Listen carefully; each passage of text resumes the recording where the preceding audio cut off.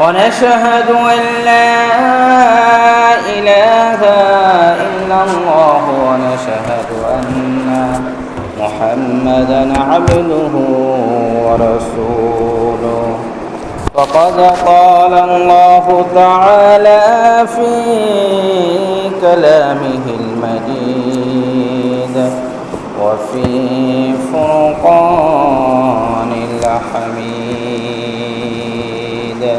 أعوذ بالله من الشيطان الرجيم وببركة بسم الله الرحمن الرحيم أعوذ بالله من الشيطان الرجيم بسم الله الرحمن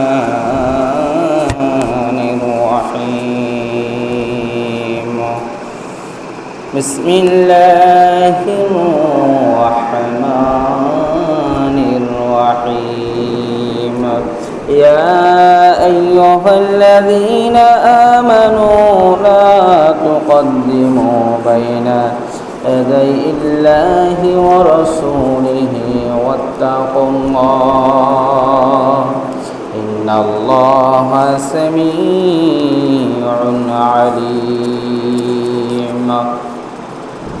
وقال تعالى في كلامه المجيد يا أيها الذين آمنوا لا ترفعوا أصواتكم فوق صوت النبي ولا تجهروا له بالقول كجهر بعضكم لبعض أن تحبط أعمالكم وأنتم لا تشعرون وقال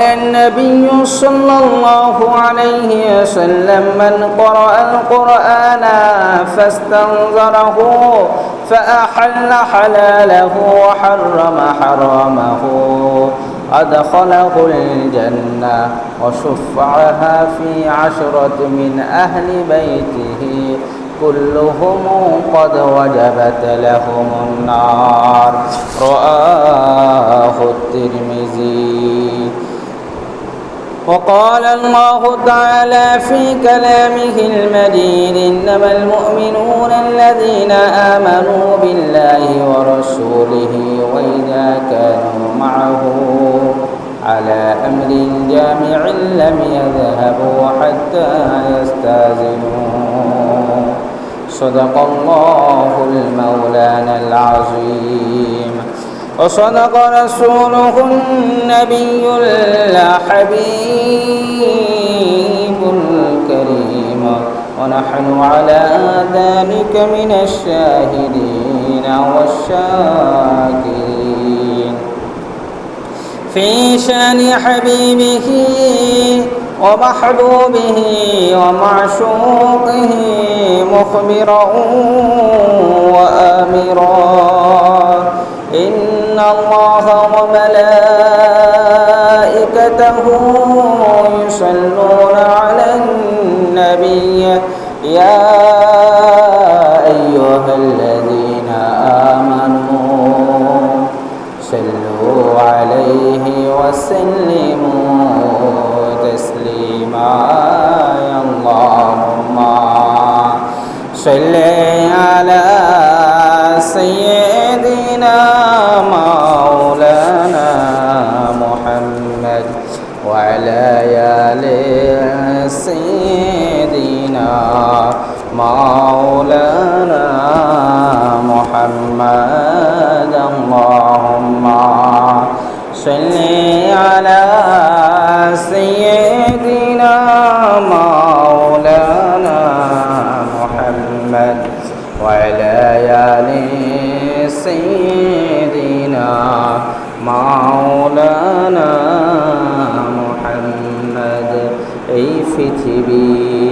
পড়ে থাকিবে আমরা একদিন থাকব না সবাই আমাদের ভুলে যাবে নবীজি আপনি ভুলেন না আল্লাহুম্মা সাল্লি আলা সাইয়্যিদিনা মাওলানা মুহাম্মদ ওয়া আলা আলি সাইয়্যিদিনা মাওলানা মুহাম্মদ লা ইলাহা ইল্লাল্লাহ লা ইলাহা ইল্লাল্লাহ লা ইলাহা ইল্লাল্লাহ লা ইলাহা ইল্লাল্লাহ মুহাম্মাদুর রাসূলুল্লাহ সাল্লাল্লাহু আলাইহি নবী সাল্লাল্লাহু আলাইহি ওয়াসাল্লাম। সম্মানিত প্রিয় হাজিরিন, প্রিয় মুসল্লিয়ানি কেরাম, সবাইকে আমার পক্ষ থেকে সালাম জানাই। আসসালামু আলাইকুম ওয়া রাহমাতুল্লাহি ওয়া বারাকাতুহু। আমরা সর্বপ্রথম মহান গরিয়ান জাল্লা জালালুহু ওয়া জাল্লা শানুহু সুবহান রাব্বিয়াল আলা ওয়া আল্লাহ তাআলা যে মহান, তিনার দরবারে লক্ষ কোটি সুজুদ ও রুকু জ্ঞাপন করি যে মহান রব্বুল আলামিন আমাদেরকে সুস্থ রেখে পৃথিবীর সমস্ত কর্মকাণ্ড থেকে আমাদেরকে হেফাজত করে এক আল্লাহ তাআলার ইবাদত করার মতো সুযোগ করে দিয়েছে বলে আলহামদুলিল্লাহ। আমরা আজকে সকলেই অবগত আছি, আজকে আমাদের যে জুমাবার যে মাহে সফর মাস আমাদের সামনে উপস্থিত হয়েছে। আজকে ঈমান এবং আকীদার বিষয় নিয়ে কিছু কথা আছে। আল-ইতিকাদ, আল্লাহ রাব্বুল আলামিন যেন আমাদেরকে সেই কোরআন এবং সুন্নাহ থেকে প্রতিদিনের মতো আমাদেরকে আলোচনা করার মতো সুযোগ করে দেয় বলে আমিন। আমরা সাথে সাথে লক্ষ কোটি দুরূদ ও সালাম জ্ঞাপন করি ওই রাসূল আকরামের উপর, যিনাকে আল্লাহ তাআলা বলেছেন সূরাতুল কলাম 29 পারা ওয়া ইন্নাকা লাআলা খুলুকিন আযীম। হে রাসূল, আমি আপনার চরিত্রকে সর্বোত্তম করে এই পৃথিবীতে সর্বশ্রেষ্ঠ করেছি বলি সুবহানাল্লাহ। এই রাসূল আকরামের উপর আমরা সকলেই পড়ি সাল্লাল্লাহু আলাইহি ওয়াসাল্লাম। আজকে আমরা 26 নম্বর পারা সূরাতুল হুজুরাত থেকে কিছু আলোচনা করব। আমরা দেখব এই সূরা হুজুরাত আল্লাহর রাসূল সাল্লাল্লাহু আলাইহি ওয়াসাল্লামের শান এবং মান নিয়ে আলোচনা করা হয়েছে, সাথে সাথে আমাদের আদব সম্পর্কে। আজকে আমাদের সমাজে আদব কি জিনিস, আমাদের যে বড়দেরকে আমাদের শ্রদ্ধা করতে হবে, ছোটদেরকে স্নেহ করতে হবে, ভ্রাতৃত্ববোধ চলে আমাদের সমাজে থাকতে হবে, সেই জিনিসটা আমাদের সমাজ থেকে আস্তে আস্তে উঠে যাচ্ছে। এই জন্য আমরা কোরআন থেকে এবং সুন্নাহ থেকে দেখব যে আল্লাহ রাব্বুল আলামিন আদবের প্রতি কত গুরুত্ব দিয়েছেন। আজকে আমরা দেখি যে সূরাতুল হুজুরাত রব্বুল আলামিন জানি আমরা 26 নম্বর পারা এই সূরা হুজুরাত আল্লাহ তাআলা এই সূরা হুজুরাত আমরা সকলেই জানি যে আল্লাহ রাসূল সাল্লাল্লাহু আলাইহি সাল্লামকে ওই সময় রাসূলুল্লাহ সাল্লাল্লাহু আলাইহি সাল্লাম যখন দ্বীনি দাওয়াত দিলেন, যখন আল্লাহ তাআলার পয়গাম সমস্ত মানুষের নিকট পৌঁছানো শুরু করলেন, তখন কিছু কাফের, কিছু দুষ্ট লোক রাসূল আকরাম সাল্লাল্লাহু আলাইহি সাল্লামকে যিনার হুজরা থাকা অবস্থা তাকে এমনভাবে ডাকে, আমরা যেরকম আমি আপনিকে যেভাবে ডাকা হয় যে এদিকে আসো, বা আমাদের নাম ধরে ডাকা হয় আবুল বাশার, আবুল কাসেম, এরপরে এইভাবে আমাদের নাম যখন বলে বলে ডাকা হয় মুহাম্মদ এদিকে আসো, এইভাবে যখন তারা রাসূলের শান নিয়ে মান নিয়ে তারা কটূক্তির মতো করে ডাকতো ওই জাহেলিয়া যুগতে, তখন আল্লাহ রাব্বুল আলামিন সূরাতুল হুজুরাত নাজিল করে দিয়ে রাসূলের শানকে বহুগুণ বাড়িয়ে দিলেন, বলি সুবহানাল্লাহ। এই জন্য সূরাতুল হুজুরাত আল্লাহ রাব্বুল আলামিন ইরশাদ করেন, ইয়া আইয়ুহাল্লাযীনা আমানু, যারা ঈমান এনেছো, আল্লাহ রাব্বুল আলামিন ওই সময় সাহাবায়ে কেরাম যারা ঈমান এনেছে তাদেরকে ইন্ডিকেট করে, তাদেরকে দিক নির্দেশনা দিয়ে বললেন, ইয়া আইয়ুহাল্লাযীনা আমানু, হে ঈমানদার বান্দাগণ, লা তুকদ্দিমু বাইনা ইয়াদাইল্লাহি ওয়া রাসূলিহি ওয়াত্তাকুল্লাহ ইন্নাল্লাহা সামিউন আলীম, বলি সুবহানাল্লাহ। আল্লাহ রাব্বুল আলামিন বললেন, ইয়া আইয়ুহাল্লাযীনা আমানু, হে ঈমানদারগণ, লা তুকদ্দিমু, তোমরা আল্লাহ পাক এবং তার রাসূলের সামনে অগ্রগণী হইও না। এবং আল্লাহ তাআলা বললেন যে আল্লাহ এবং তার রাসূল থেকে তোমরা অগ্রগামী হইও না। রাসূল আল্লাহ তাআলার পক্ষ থেকে তোমাদেরকে যা জানিয়ে দিয়েছে তার ভিতরে তোমরা থাকো, তার চেয়ে বেশি বোঝার চেষ্টা করো না, তার থেকে বেশি জানার চেষ্টা করো না। আল্লাহ তাআলা এই কোরআনে যেইটুকু বলে দিয়েছেন, আজকে আমাদের অনেকেই নিজস্ব মতামত মানুষের মধ্যে প্রচলন করে দেয়, অথচ কোরআনে এমন কিছু নাই যেটা আল্লাহ তাআলা বলেনি, বলি সুবহানাল্লাহ। এরপরে কোরআনকে জীবন্তভাবে ব্যাখ্যা করে দিয়েছে রাসূলের হাদিসগুলা, বলি সুবহানাল্লাহ। এই জন্য আল্লাহ তাআলা বলেছেন যে আল্লাহ এবং তার রাসূলের থেকে অগ্রগামী তোমরা হইও না, তোমাদেরকে যা নির্দেশ করা হয়েছে তাই তোমরা করো। এরপরে আল্লাহ বলেন, ওয়াত্তাকুল্লাহ, আর তোমাদের কাজ হচ্ছে আল্লাহ তাআলাকে ভয় করা, তাকওয়াবান হওয়া। আজকে আপনি যদি আল্লাহ তাআলাকে ভয় করি, অন্যায়মূলক কাজ আমার দ্বারা হবে না।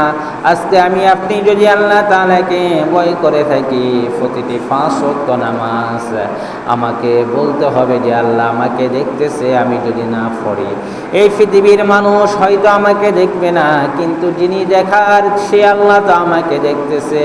এইভাবে মানুষ যখন আল্লাহকে ভয় করা শুরু করে দিবে, তখন একজন মুমিন হয়ে যাবে পরিপূর্ণ তাকওয়াবান, বলি সুবহানাল্লাহ।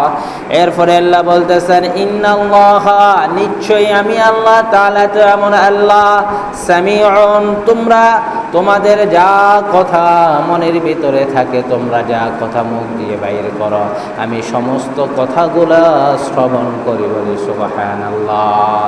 তাহলে মিথ্যা কিভাবে আমরা বলবো? আমার আল্লাহ বলতেছেন, ইন্নাল্লাহা সামিউন, আমি তো শ্রবণকারী, আমি তো শুনি তোমরা যা কিছু বলো। তাহলে আমরা তাআলা কখনো আমরা মিথ্যা পরিকল্পনা, মিথ্যা বলা যাবে না। আমি যদি আজকে আরেকজনের সামনে মিথ্যা বলি, কিন্তু আমার আল্লাহ তাআলা শুনেন, আমার আল্লাহ তাআলা শুনতেছেন, এই আল্লাহকে ভয় করে আমি মিথ্যা থেকে আমাদের কি করতে হবে? বিরত থাকতে হবে। এরপরে আল্লাহ তাআলা বলতেছেন, শুধু শুনি তাই নয়, আলিম, ও বান্দা তুমি যা কিছু করো সেই সম্পর্কে আমি আল্লাহ তাআলা অবগত আছি, বলে সুবহানাল্লাহ। এরপরে আল্লাহ তাআলা ইরশাদ করেন, ইয়া আইয়ুহাল্লাযীনা আমানু, আবার ঈমানদারদেরকে ডাক দিয়ে আল্লাহ তাআলা বলেছেন, লা তারফাউ আসওয়াতাকুম ফাওকা সাওতিন নবী। আমরা জানি যে ওই সময় সাহাবায়ে কেরামের সামনে সাহাবায়ে কেরামরা রাসূল সাল্লাল্লাহু আলাইহি সাল্লামের সাথে শূরা হতো, পরামর্শ হতো। এমন সময় সাহাবায়ে কেরামরা তাদের মতামত ওপেনিয়ন পেশ করার জন্য আল্লাহ রাসূল সাল্লাল্লাহু আলাইহি সাল্লামের সামনে উঁচু আওয়াজে কথাবার্তা শুরু করলেন। আমরা আজকে যে কোনো কাজের ক্ষেত্রে সূরা করি না, অথচ সূরা একটা আয়াত আল্লাহ তাআলা সূরাই নাযিল করেছে, বলি সুবহানাল্লাহ। 25 নাম্বার ফারাতে সূরাতুশ শুরা আল্লাহ নাযিল করেছেন পরামর্শের জন্যে। আপনি আমাদের ছেলেমেয়েরা আজকে এমন এমন কাজে লিপ্ত হয়ে যাচ্ছে, যেই কাজ তাকে অনেক কিছু এই পৃথিবীতে লোভনীয়ভাবে তাকে দেখাচ্ছে, অনেক কোটি টাকার মালিক হবে, দেখা যায় সে নিঃস্ব হয়ে যায়, বলি নাউযুবিল্লাহ। এই সমস্ত কর্মকাণ্ডগুলোতে আমাদের অনেক ছেলে মেয়ে জড়িত হয়ে যাচ্ছে। তাকে দেখায় যে 10,000, 5,000, 20,000, 1 লক্ষ টাকা তুমি দিবা, তোমাকে 10 লক্ষ, 5 লক্ষ, তোমাকে 20 লক্ষ টাকার মালিক বানিয়ে দিবে, বলি নাউযুবিল্লাহ। এইরকম না করার জন্য, এই জন্য যার যার পরিবার সকলের সাথে পরামর্শ করতে হবে কোনো কাজ করার আগে। এই কাজের জন্য কাজের ক্ষেত্র একটা সূরা আল্লাহ নাজিল করেছেন, সূরাতুশ শুরা, মানে পরামর্শের সূরা। আমি আপনি যারা আছে আমাদের পরিবারে মা বাবা ভাই বোন সবার সাথে পরামর্শ করে কাজের জন্য নির্দেশ করা হয়েছে, সেটাও কোরআনে আল্লাহ রাব্বুল আলামিন দিয়ে দিয়েছে, বলে সুবহানাল্লাহ। এরপরে আল্লাহ তাআলা বললেন, লা তারফাউ আসওয়াতাকুম ফাওকা সাওতিন নবী, ও আমার সাহাবে কেরামরা, হে আমার বান্দারা, তোমরা যে রাসূলের সামনে বসে আছো তোমরা এমনভাবে কথা বলো না যাতে আমার নবীর কথার আওয়াজের চেয়ে তোমাদের কথার আওয়াজ বেশি হয়ে যায়। যদি তোমরা তাই করো, ওয়ালা তাজহারু লাহু বিল কওলি কাজাহরি বা'দিকুম লিবা'দিন আন তাহবাতা আমালুকুম, তোমাদের কথাগুলার কারণে যদি তোমরা রাসূলের আওয়াজের চেয়ে তোমাদের আওয়াজ বেশি হয়ে যায়, তোমাদের স্বরগল যদি বেশি হয়ে যায়, তাহলে তোমরা জানবে না অজান্তে তোমাদের আমলগুলা ধ্বংস হয়ে যাবে, নষ্ট হয়ে যাবে, বলে নাউজুবিল্লাহ। তাইলে আল্লাহ তাআলা কি বলছেন যে রাসূলের সাহাবায়ে কেরামদেরকে, যে সাহাবাদের অনেক শান, তিনাদেরকে বলা হয়েছে যে রাসূলের সামনে উচ্চ আওয়াজে কথা বলা যাবে না। যদি করা আন তাহবাতা আমালুকুম, তোমাদের আমলগুলো নষ্ট হয়ে যাবে, ধ্বংস হয়ে যাবে, ওয়া আনতুম লা তাশআরুন, তোমরা তা উপলব্ধিও করতে পারবে না, বলে সুবহানাল্লাহ। তাইলে আমার রাসূলের শান এবং মান আমরা জানি। আল্লাহ তাআলার পথে এই পৃথিবীতে যত নবী রাসূল এসেছেন তাদের মধ্যে শ্রেষ্ঠ রাসূল হচ্ছে আমাদের প্রিয় হাবিব সাল্লাল্লাহু আলাইহি ওয়াসাল্লাম, বলে সুবহানাল্লাহ। তার কারণ কি, আমরা দেখছি যে আল্লাহ তাআলার অন্য রাসূলরা যখন তাদের কওমদেরকে দাওয়াত দিত, ওয়াইলা মাদিয়ানা আখাহুম শুআইবা, হযরত শুআইব আলাইহিস সালাম তার উম্মতদেরকে, তার কওমদেরকে দাওয়াত দিয়েছেন একটা নির্দিষ্ট জায়গা, বলে সুবহানাল্লাহ। তিনি মাদিয়ান শহরে এসেছেন, ওয়াইলা মাদিয়ানা আখাহুম শুআইবা, শুআইব আলাইহিস সালাম তার কওমদেরকে আল্লাহ তাআলার পথে ডাকছেন। একটা নির্দিষ্ট অঞ্চল ছিল, তিনি পূর্ণ পৃথিবীর নবী ছিলেন না। এরপরে আমরা যদি দেখি, ওয়াইলা সামুদা কওম সালিহা, হযরত সালেহ আলাইহিস সালাতু ওয়াস সালামের একটি কওম ছিল, সেই কওমকে বলা হয় সামুদ কওম, সামুদ জাতি। আর শুআইব আলাইহিস সালামের একটি জাতি ছিল, সেটা হচ্ছে মাদিয়ান জাতি। এমন এভাবে ওয়াইলা আদিনা কওম হুদা, হযরত হুদ আলাইহিস সালাতু ওয়াস সালামের একটা জাতি ছিল, সেটা হচ্ছে ওয়াইলা আদ জাতি, বলে সুবহানাল্লাহ। এইভাবে আল্লাহ তাআলা গোত্র গোত্র হিসাব করে নবীদের রাসূলদেরকে পাঠিয়েছেন। তিনারা এই জায়গাগুলোতে সীমাবদ্ধ ছিলেন। বিশেষ করে বনি ইসরাইলের মধ্যে অসংখ্য নবী এসেছে, অথচ আল্লাহ রাব্বুল আলামিন আমার নবী, আপনার নবীকে কোনো কম, কোনো গোত্রের জন্য, কোনো জায়গার জন্য ফাটাননি, বলি সুবহানাল্লাহ। অন্য নবীদেরকে যে ফাটাইয়েছেন আমরা সূরার মাধ্যমে, কোরআনের মাধ্যমে জানি যে কাউকে সামুদ জাতির জন্যে, কাউকে মাদিয়ান জাতির জন্যে, কাউকে আদ জাতির জন্য আল্লাহ তাআলা প্রেরণ করেছেন। তাইলে আমাদের নবী নির্দিষ্ট কোনো জায়গার নয়, তিনি পূর্ণ পৃথিবী যেখানে আল্লাহ তাআলার খোদাইত্ব রয়েছে সেখানে আমার নবীর রিসালাত রয়েছে, বলে সুবহানাল্লাহ। এরপরে আল্লাহ তাআলা ইরশাদ করেন, ইন্নাল্লাযীনা ইয়াগুদ্দুনা আসওয়াতাহুম ইনদা রাসূলিল্লাহ উলাইকাল্লাযীনা ইমতাহানাল্লাহু কুলুবাহুম লিত্তাকওয়া, যারা আল্লাহর রাসূলের সামনে নিজেদের গলার আওয়াজ নিম্নগামী করে রাখে তারা হচ্ছে সেসব মানুষ যাদের মন মগজ থেকে আল্লাহ পাক তাকওয়ার জন্য যাচাই বাছাই করে নিয়েছেন, বলে সুবহানাল্লাহ। তাইলে আল্লাহ তাআলা আবার পরবর্তী আয়াতে ইরশাদ করেন, আসওয়াতাহুম, তাদের আওয়াজগুলোকে নিম্ন করে রাখে, ইয়াগুদ্দুনা আসওয়াতাহুম, রাসূলের সামনে, ইনদা রাসূলিল্লাহ, রাসূলের সামনে যখন সাহাবায়ে কেরামরা আছে তাদের আওয়াজটা কি হয়, মনোমালিন্য হয়। আজকে আমাদের সমাজে দেখা যায় আমরা অনেক পুত্র পিতা মাতার সাথে এমনভাবে কথা বলি যে তাদের আওয়াজগুলো কি হয়ে যায়, অনেক উঁচু হয়ে যায়। অথচ রাসূলের মাধ্যমে আল্লাহ তাআলা এই সাহাবায়ে কেরামদের মাধ্যমে শিক্ষা দিয়েছেন যে রাসূলের সামনে কীভাবে সুন্দরভাবে সাবলীলভাবে আমাদের কথা বলতে হবে আল্লাহ রাসূলের সাথে। তেমনইভাবে আমরা যারা ছোট আছি, আমাদের বড় ভাই, আমাদের মা বাবা যারা আছে তাদের সামনেও আমাদের আওয়াজগুলো কেমনভাবে করতে হবে যেন আমার পিতা মাতা কষ্ট না পায়। আজকে আমরা অনেক ছেলে মেয়ে অনেক জ্ঞানী হতে পারি, অনেক অর্থ সম্পদের মালিক হতে পারি, তাই বলি আমার বাবা হয়তো আল্লাহ রাব্বুল আলামিন তিনাকে যে জ্ঞান দিয়েছে সেই জ্ঞানের অধিকারী রেখেছে, কিন্তু আমার মা বাবা দোয়ায় আমার অর্থ সম্পদ হয়েছে এবং আমি জ্ঞানের অধিকারী হয়েছি। তাই বলে মা বাবার সামনে আমি কণ্ঠ আওয়াজ তুলল আওয়াজ করে তুচ্ছ তাচ্ছিল্য করে কথা বলা যাবে না। এটাই কোরআন শিক্ষা দিয়েছে, আদব বলি সুবহানাল্লাহ। এই জন্য আল্লাহ তাআলা উলাইকাল্লাযীনা ইমতাহানাল্লাহু কুলুবাহুম লিত্তাকওয়া, যারা এভাবে শুধু আমার রাসূলের ক্ষেত্রে নয় প্রতিটি বড় মানুষদেরকে শ্রদ্ধাভাজন করবে, তাদের জন্য আল্লাহ তাআলা বলছেন তাকওয়া, বলে সুবহানাল্লাহ। তাইলে তাদের ভিতরে তাকওয়া, যারা বড়দেরকে সম্মান করবে, ছোটদেরকে স্নেহ করবে, ভালোবাসা দিবে, তাহলে আল্লাহ তাআলা উলাইকাল্লাযীনা ইমতাহানাল্লাহু কুলুবাহুম লিত্তাকওয়া, তাদের এই কথার মাধ্যমে, মাধুর্যের মাধ্যমে তার তাকওয়া প্রকাশিত হয়ে যাবে, বলে সুবহানাল্লাহ। এই জন্য কোরআনের আয়াতে আল্লাহ তাআলা ইরশাদ করেন, কওলুম মারুফ ওয়া মাগফিরাতুন খায়রুম মিন সাদাকা।